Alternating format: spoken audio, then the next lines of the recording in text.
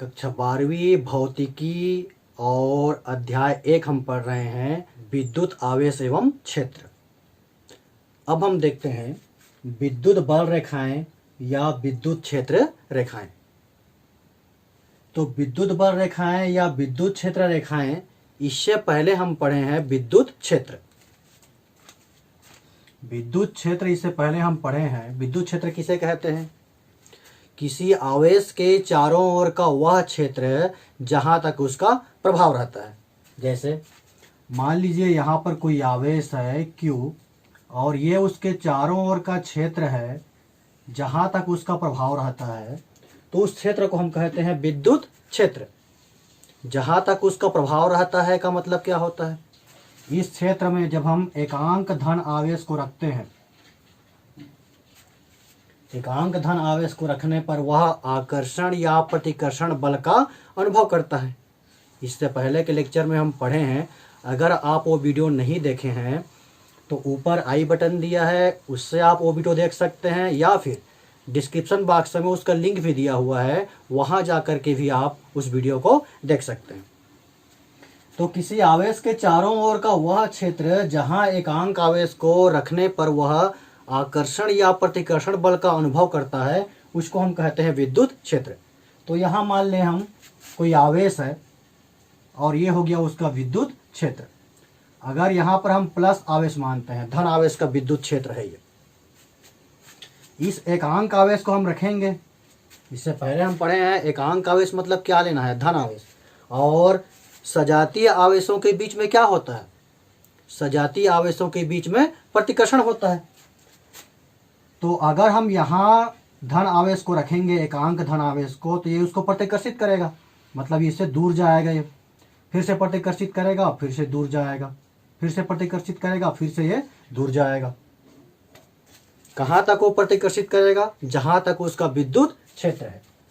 तो इस प्रकार से रेखा मिल रहा है इसके चारों ओर।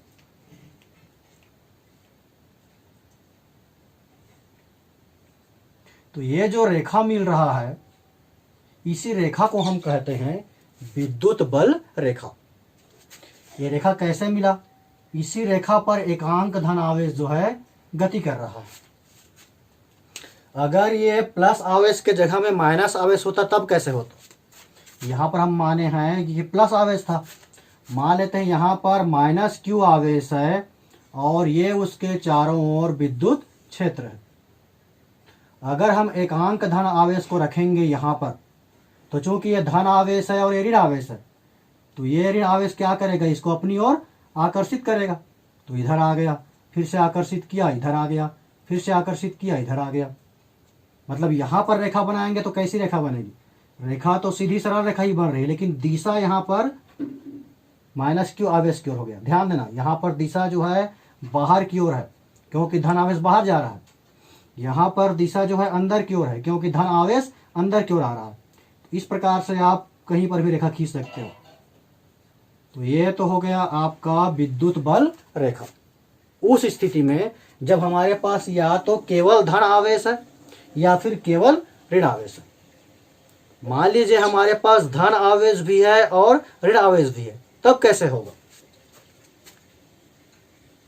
ये प्लस आवेश है, प्लस Q आवेश, और यहां पर हम मान लेते हैं माइनस Q आवेश है। अब हमको ये देखना है कि यहां पर हम एकांक धन आवेश को रखेंगे तो उसकी गति कैसी होगी। मान लो आप यहां पर रख के देखो, तो ये प्लस आवेश है और ये माइनस है, ये इसको अपनी ओर आकर्षित कर लेगा, मतलब ये आगे गति नहीं कर सकता। लेकिन अगर हम इस प्लस आवेश को यहां पे रखेंगे तब क्या होगा? ये जो प्लस Q आवेश है वो इस प्लस आवेश को प्रतिकर्षित करेगा, मतलब ये यहां जाएगा, फिर प्रतिकर्षित करेगा। मान लो यहां चला गया, फिर यहां चला गया, जैसे इसके प्रभाव में आएगा। अभी ये प्लस Q के प्रभाव में था, ये जो एकांक धन आवेश है वो प्लस Q के प्रभाव में था, जिससे वो प्रतिकर्षित होकर गति कर रहा है। लेकिन जैसे ही वो इसके विद्युत क्षेत्र में आएगा, माइनस Q के विद्युत क्षेत्र में, तो ये माइनस है, मतलब ये जो माइनस Q आवेश है वो एकांक धन आवेश को अपनी ओर आकर्षित करेगा। मतलब ये किस प्रकार से गति करेगा, ये देखिए। ये समझ में आया? क्योंकि आगे हमको पढ़ना है विद्युत बल रेखाओं के गुण, और उसका एक गुण ये होता है कि विद्युत बल रेखाएं धन आवेश से प्रारंभ होती हैं और ऋण आवेश पर जाकर समाप्त होती हैं। इसका उल्टा नहीं हो सकता। विद्युत बल रेखाएं धन आवेश से प्रारंभ होती हैं और ऋण आवेश पर जाकर समाप्त होती हैं। उल्टा क्यों नहीं होगा?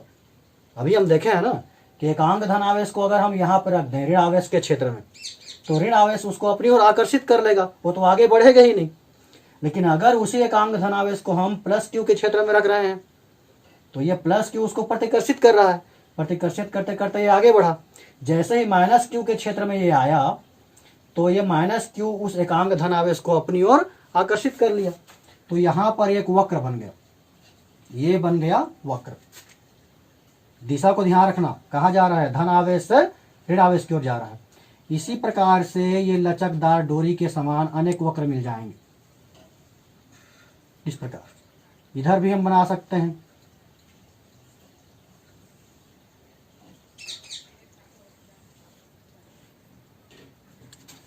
ये जो रेखाएं हैं वो इस प्रकार से भी हो सकती हैं।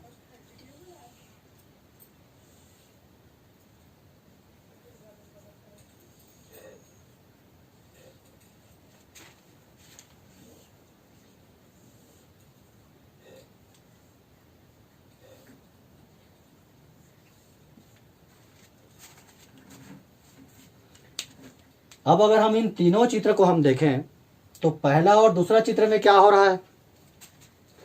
पहला और दूसरा चित्र में जो बल रेखा है वो जो है रेखा के रूप में प्राप्त हुआ है। यहां भी रेखा के रूप में प्राप्त हुआ है, यहां भी रेखा के रूप में प्राप्त हुआ है, लेकिन यहां पर वक्र के रूप में प्राप्त हुआ है। और ऐसा कोई वक्र होता नहीं है। ये हम डायग्राम खींच रहे हैं कि इस रेखा पर या फिर इस वक्र पर एकांक धनावेश गति कर रहा है। ऐसा कोई वक्र होता नहीं है, ये केवल काल्पनिक है। इसलिए परिभाषा में लिखा रहता है काल्पनिक है। ये जो विद्युत रेखा है कहाँ पर खींचे हैं? पहला सवाल देखिए, किसी भी चीज को समझना है तो हर बार आपको कहना चाहिए क्यों ऐसा हो रहा है। क्या ये जो विद्युत बल रेखा है कहाँ पर बन रही है? तो ये बन रहा है विद्युत क्षेत्र में। परिभाषा को ध्यान समझना। विद्युत क्षेत्र में खींचा गया वह काल्पनिक और निष्कोण वक्र, यहां पर हम बोल रहे हैं वह काल्पनिक और निष्कोण वक्र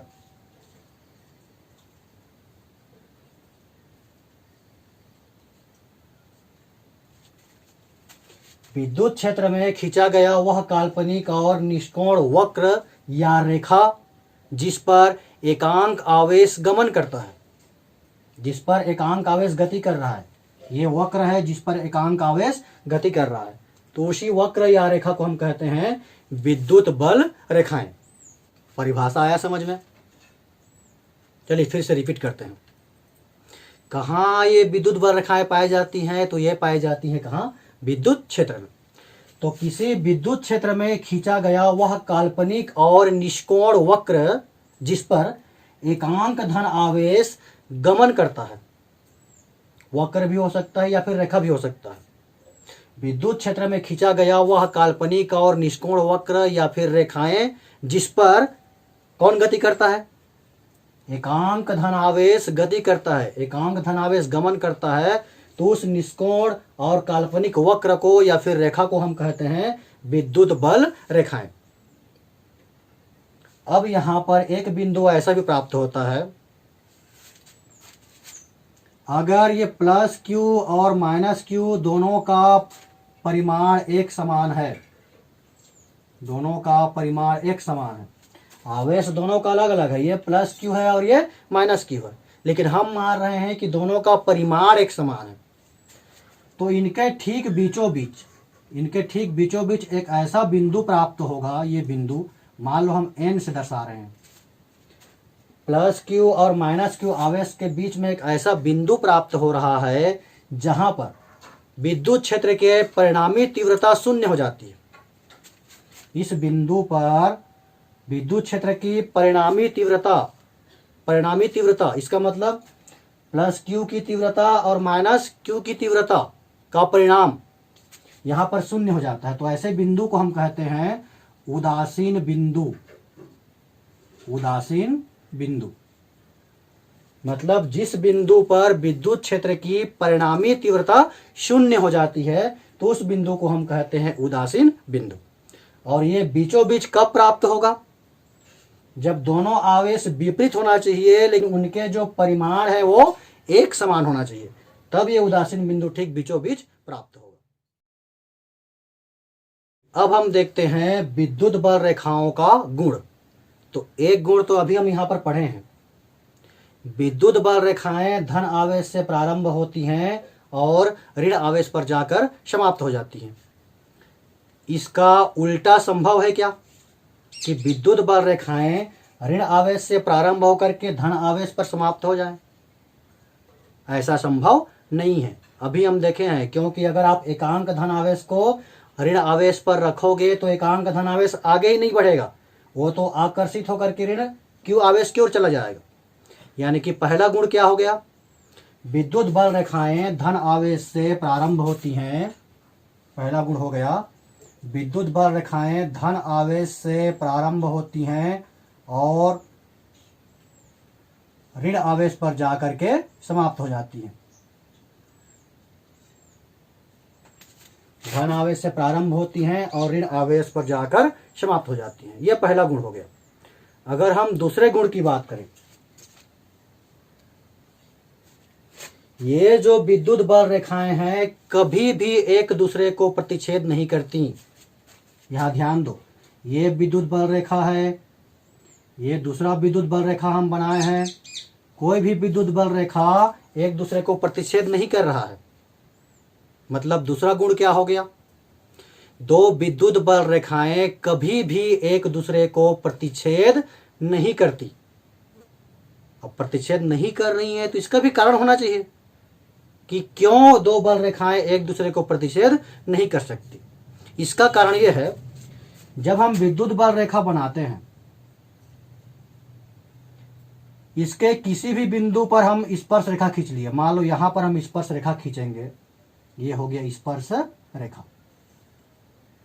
तो ये जो स्पर्श रेखा है वो इस बिंदु पर विद्युत क्षेत्र की तीव्रता बता रहा है। मान लो यहां पर हम खींच दिए, कहीं पर भी, मतलब विद्युत बल रेखा के किसी बिंदु पर खींचा गया स्पर्श रेखा उस बिंदु पर विद्युत क्षेत्र की तीव्रता को प्रदर्शित करता है। मान लेते हैं कि दो विद्युत बल रेखाएं एक दूसरे को प्रतिच्छेद करती हैं। ये एक बल रेखा हो गया, ये दूसरा बल रेखा हो गया। दोनों जो है एक दूसरे को इस बिंदु पर प्रतिच्छेद कर रही हैं। तब क्या होगा? अगर हम इस बल रेखा की बात करेंगे, इस बल रेखा की, तो यहां पर स्पर्श रेखा इस प्रकार से होगा। यह प्रदर्शित करेगा विद्युत क्षेत्र की तीव्रता को। अगर हम इस बल रेखा की बात करें तो यहां पर विद्युत क्षेत्र की तीव्रता इस प्रकार से हो जाएगा। यानी कि एक ही बिंदु पर दो प्रकार की तीव्रता हो गया, दो प्रकार की तीव्रता। और किसी भी बल रेखा के एक ही बिंदु पर दो प्रकार की तीव्रता संभव नहीं है। इसीलिए हम ये कहते हैं कि दो विद्युत बल रेखाएं कभी भी एक दूसरे को प्रतिच्छेद नहीं करती। कारण क्या है कहेंगे तो? क्योंकि अगर दो बल रेखाएं एक बिंदु पर प्रतिच्छेद करेंगी तो उस बिंदु पर दो प्रकार की तीव्रता होगी, जो कि संभव नहीं है। अभी जो हम पढ़े हैं कि दो विद्युत बल रेखाएं कभी भी एक दूसरे को प्रतिच्छेद नहीं कर सकती, उसका कारण पढ़े हैं। उसी कारण में तीसरा गुण भी छुपा हुआ है। विद्युत बल रेखा के किसी बिंदु पर खींचा गया स्पर्श रेखा, विद्युत बल रेखाओं के किसी बिंदु पर खींची गई स्पर्श रेखा उस बिंदु पर विद्युत क्षेत्र की तीव्रता को प्रदर्शित करता है। यह भी अगर हम और गुण की बात करें तो यहां आप देख सकते हो, मान लो यह चालक है,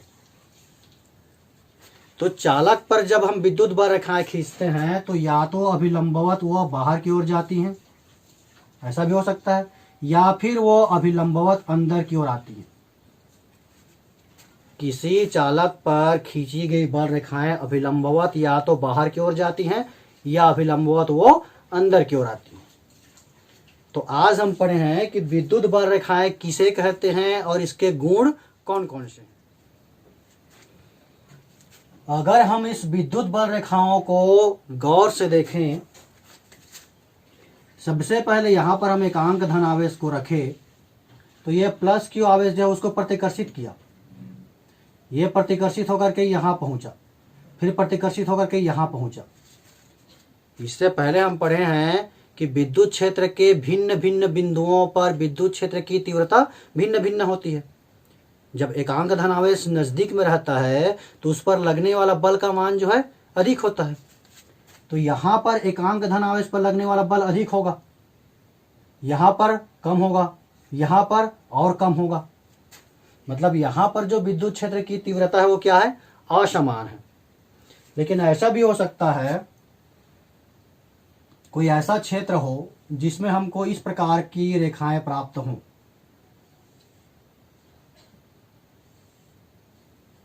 अब देखो इसमें और इसमें अंतर आपको समझना है। यहां पर जो बल रेखा है वो इस प्रकार से है, वक्री है।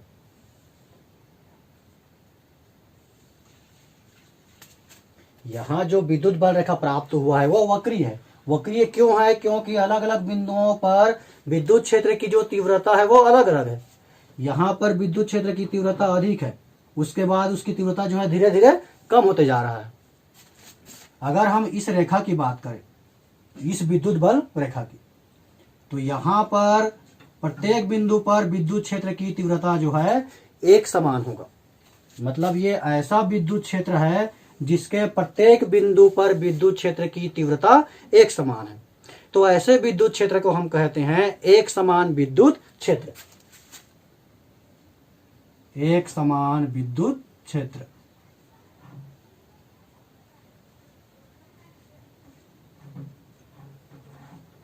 वैसे भी ये नाम से स्पष्ट है, एक समान विद्युत क्षेत्र। एक समान क्या एक समान होना चाहिए? तो तीव्रता जो है एक समान होना चाहिए। ऐसा विद्युत क्षेत्र जिसके प्रत्येक बिंदु पर तीव्रता एक समान हो उसको हम कहते हैं एक समान विद्युत क्षेत्र। अब हम एक समान विद्युत क्षेत्र को पहचानते कैसे हैं? अच्छे समझना, इसको बार बार काम आएगा अभी आगे। एक समान विद्युत क्षेत्र, एक समान मतलब क्या एक समान हो? उसके प्रत्येक बिंदु पर तीव्रता एक समान हो। ऐसा विद्युत क्षेत्र जिसके प्रत्येक बिंदु पर तीव्रता एक समान हो उसको हम कहते हैं एक समान विद्युत क्षेत्र। अब उसको हम कैसे पहचानते हैं कि कौन सा विद्युत क्षेत्र एक समान है? तो ये पहचानने का तरीका है, एक समान विद्युत क्षेत्र में जब हम बल रेखाएं खींचते हैं तो वो बल रेखाएं एक दूसरे के समांतर होती हैं। तो आगे जब भी हम एक समान विद्युत क्षेत्र की बात करेंगे मतलब वहां पर बल रेखाएं कैसी होंगी?